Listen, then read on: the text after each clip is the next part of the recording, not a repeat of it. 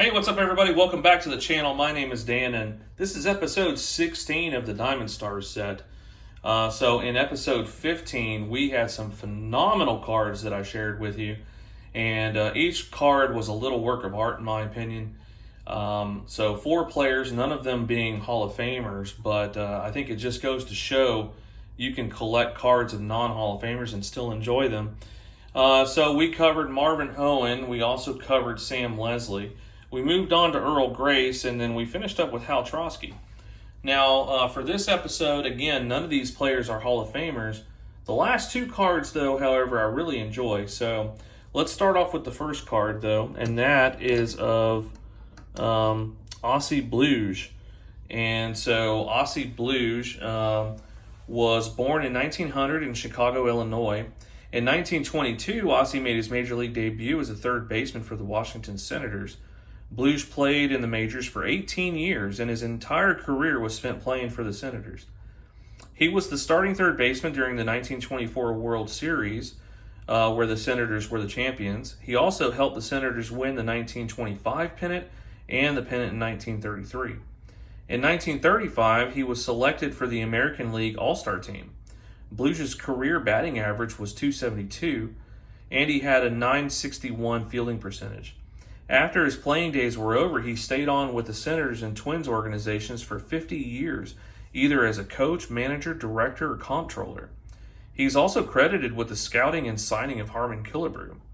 Bluege died in 1985, just 10 days short of his 85th birthday. And so let's take a look at the back of the card. Now, on the back of this one, it's a card from 1935. It gives the stats for 1934. The fielding tip is for players to pick a glove that is suited to their type of hand, and though it may seem stingy, don't lend that glove to other players who may alter the pockets and spoil its effects for your needs.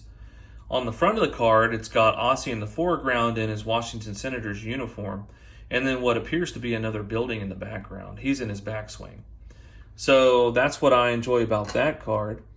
Now, the next card is of Tony Piet, and let's learn a little bit about Tony Piet. He was born Anthony Pietruska in 1906 in Berwick, Pennsylvania. He made his major league debut in 1931 as a second baseman for the Pittsburgh Pirates. He shortened his surname to Piet because Pietruska couldn't fit on the Forbes Field scoreboard. Tony played in the majors for 8 years. In addition to the Pirates, he also played for the Cincinnati Reds, the Chicago White Sox, and the Detroit Tigers.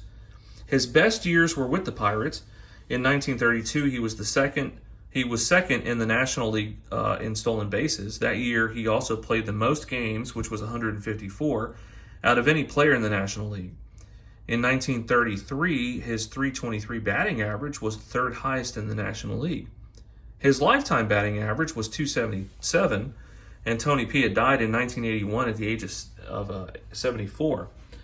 Now, the back is a greenback from 1935, and the fielding tip, it's actually a batting tip. The tip is for batters to have good batting posture and form. It says that crouched hitters are rarely high average hitters. The front of the card is nice. It's got him in the foreground with his Cincinnati Reds uniform, and I like that hat that he's got on. Also like the gold fencing in the background.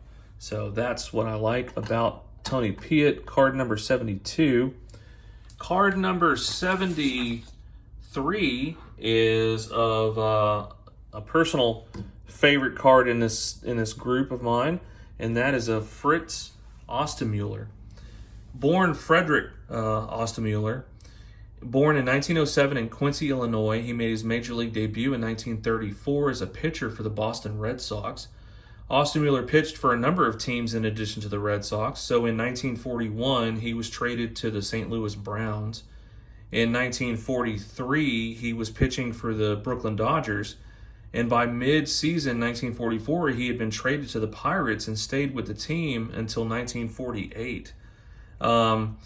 In the movie 42, portraying Jackie Robinson, Ostermueller was portrayed as a racist who hits Jackie Robinson in the head with a high pitch. In reality, Fritz hit Robinson on the left wrist on accident, and his family has since denied that he was a racist, saying that his portrayal was just a movie ploy. Fritz left the majors after the 1948 season and went on to coaching college baseball for a short while before becoming the owner of a hotel in his hometown of Quincy. Fritz Ostermueller died of cancer in 1957 at the age of 50. Now, on the back of the card, we are now moving into the blue backs. These cards are from 1936, and they have the stats for 1935. The fielding tip on the back is for pitchers. It says, as a pitcher, it is important to practice control. Control is vital in practicing, and many older pitchers have stayed in the majors after their natural stuff has faded because they had perfect control.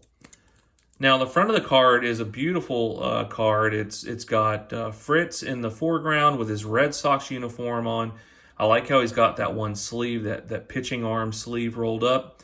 You've got a player, looks like to be maybe first base in the background. But even further than that, you've got that old building way off in the background, in that Art Deco design. So really cool card. All right, so that was Fritz Ostermueller. Last card that I'm going to share with you is of Irving Burns.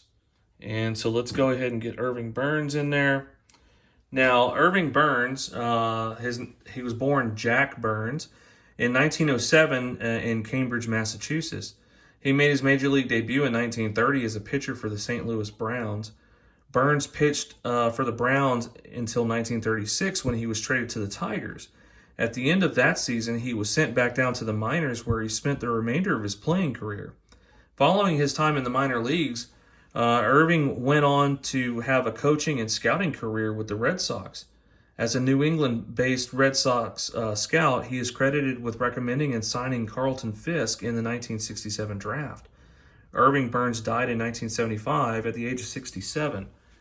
And on the back of the card, it's a blue back from 1936, and it's got a fielding tip. A first baseman must be able to handle his glove hand surely to catch and hold the many wide and high throws that come his way. It goes on to talk about Burns stretching out to meet the ball in order to save a few seconds on the throw. Now, what I love about this card is you've got Irving Burns in the foreground with him in his St. Louis Browns uniform. Talking about the last card with Fritz Ostermueller, with them rolling up their sleeves, I really like that aspect that they used to do back in this time. But anyway, he's in his St. Louis Browns uniform, and you've got the buildings in the background beyond the stadium, which are all done in that Art Deco design. That red sky leads to believe that it's getting dark or it's dusk. And so, this was the time frame when they first started having games at night. And so that may pay homage to that. So anyway, this is Irving Burns, and that's in an SGC4. All right, well, these are all the cards I wanted to share with you today. I hope you enjoyed these cards in this episode. Next episode is going to be a great one because they're all cards that I didn't have when they came up in the numerical order. And so basically they're all going to be earlier numbered cards, all of Hall of Famers, and all bigger cards. So I'm waiting on a couple to come back from eBay authentication right now. Anyway, until then, keep hunting the good stuff, and we'll talk to you later.